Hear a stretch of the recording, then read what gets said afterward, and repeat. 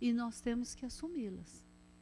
E eu acho que a primeira responsabilidade que vem na nossa vida é quando a gente ingressa ali na nossa primeira série do colégio, que até o pré, né, a gente acaba, fica mais ou menos. Depois, quando a gente assume a primeira série, já começa a vir algumas responsabilidades. E quando a gente assume o primeiro emprego? Meu primeiro emprego eu tive oficialmente com carteira assinada aos 15 anos. Então, eu entrava às 7 horas da manhã, saía às 4 da tarde e estudava à noite. E eu podia estar cansada, não estar cansada, não interessava. Eu tinha que estar ali 7 horas da manhã, de preferência, até 5 para 7 para bater o meu cartão. Responsabilidade. E eu aprendi a trabalhar. E aprendi com muitos erros. Errei demais nos meus trabalhos para poder acertar alguma coisa. E até hoje erro. Mas são responsabilidades que nós temos que trazer. E tudo, gente, tem um limite. Quando a gente chega numa empresa, quais são os limites dessa empresa? Como que a gente vai trabalhar? O que pode e o que não pode? Então, nós temos que assumir a nossa responsabilidade. E, às vezes, como crentes, nós achamos que Deus resolve tudo na nossa vida. Deus é todo poderoso e Ele resolve, sim, quando Ele quer. Mas cada um precisa assumir o que é seu, assumir aquilo que precisa ser feito. Também temos ali o limite, a lei no poder, né? Faz parte da natureza humana querer moldar os outros. Cada um tem a liberdade e as suas escolhas. Nós temos liberdade. A palavra de Deus diz que todas as coisas são lícitas, mas nem todas convêm. Eu posso chegar e fazer qualquer coisa com outra pessoa? Posso, mas eu vou ter recompensa disso. Nem tudo convém. Eu posso ter uma vida totalmente errada, promíscua? Posso? Está livre? Está livre. Mas convém? E eu acho que eu nunca vi um tempo com tanta sujeira, com tanta podridão. Você ouve os jornais, olha, se espremer só sai sangue. Tanta coisa errada, tanta gente matando, tanta gente assassinando, tanta gente traindo. Quer dizer, tempos difíceis. Por quê? Nós não estamos vivendo na liberdade, mas na libertinagem. Hoje, numa relação sexual, um parceiro só não dá. Precisa ter 2, 3, quem sabe, um grupo. Porque as pessoas não têm limite mais. A bebida hoje, um gole de vinho não é o suficiente. Estamos vivendo com uma juventude, adolescentes, pré-adolescentes que já estão se drogando, que já estão entrando na bebida, que uma latinha de cerveja já não é o suficiente. Então, a liberdade não está tendo limite. É a libertinagem. Passou aquilo que já não dá mais para a gente poder estar cumprindo. E nós temos que saber que eu posso tudo. Eu posso chegar aqui e ser muito dura com vocês. Eu posso chegar aqui e ser muito grossa com vocês. Mas eu vou colher tudo isso que eu estou fazendo. Não convém. Será que convém? Não convém. E a Bíblia diz que nós temos que ser ponderados, equilibrados, domínio próprio.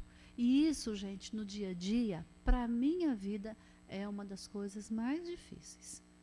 Deixar esse conjunto de frutos do Espírito Santo de Deus habitar na minha vida. Porque o eu, a Lucitânia, muitas vezes tem vontade de fazer aquilo que não é certo. Aquilo que a Bíblia não aprova. Não temos poder nenhum de mudar pessoas, mas podemos influenciar pessoas. A gente pode chegar aqui e obrigar alguém a fazer alguma coisa? Não podemos. Mas a gente pode ser uma boa influência. E pode ser que quando a gente vai colher aquilo que a gente influenciou, pode ser que a gente não esteja nem aqui mais vivos. Mas nós temos a obrigação de, como crentes, influenciar positivamente a outra pessoa. Nós temos essa grande necessidade. Também temos um limite aqui na lei do respeito, né?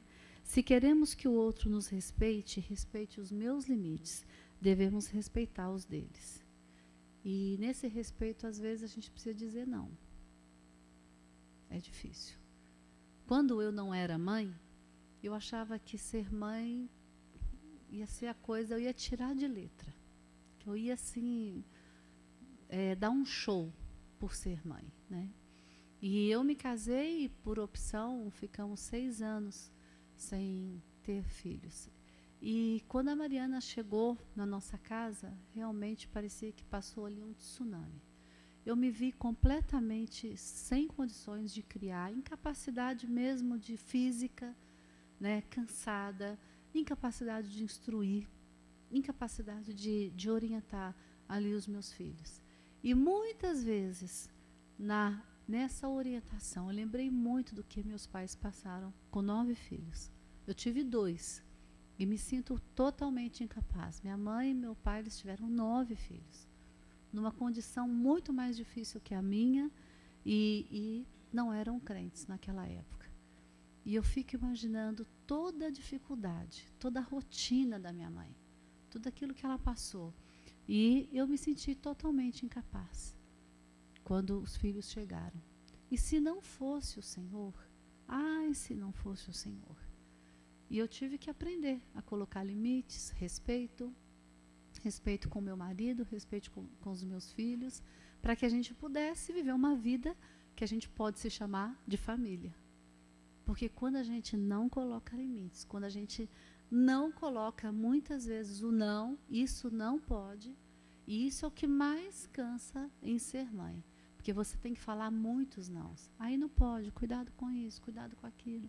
E você fala isso o resto da vida. Mas nós precisamos colocar limites e ensiná-los, porque é o que Deus designou para a gente poder fazer. Um outro limite, uma outra lei que a gente pode ver é sobre a motivação. Precisamos ter liberdade até para a gente falar um sim ou para falar um não. Uma vida sem motivação é uma vida sem graça. Eu preciso ter sempre alguma coisa acontecendo. Não precisa ser grandes coisas, mas eu já sei mais ou menos o que eu vou fazer, assim, mais ou menos numa agenda até o meu final do ano. Sei mais ou menos o que vai acontecer, o que não vai acontecer. E hoje, muito que eu me motivo na vida tem sido pelos meus sonhos futuros. Eu tenho muitos sonhos ministeriais para daqui a alguns anos. Eu tenho sonhos para quando eu tiver 70 anos. O que eu vou fazer se Deus permitir que eu viva até lá? O que eu vou fazer aos 70 anos? E eu faço planos. E nós precisamos de motivação. E, gente, quando é que vem a tristeza na nossa vida? Quando é que vem a depressão? É quando a gente não tem sonho, quando a gente não motiva com nada. E eu já trabalhei em lugares sem motivação. É ruim pra caramba. Ir para o trabalho empurrado é muito chato.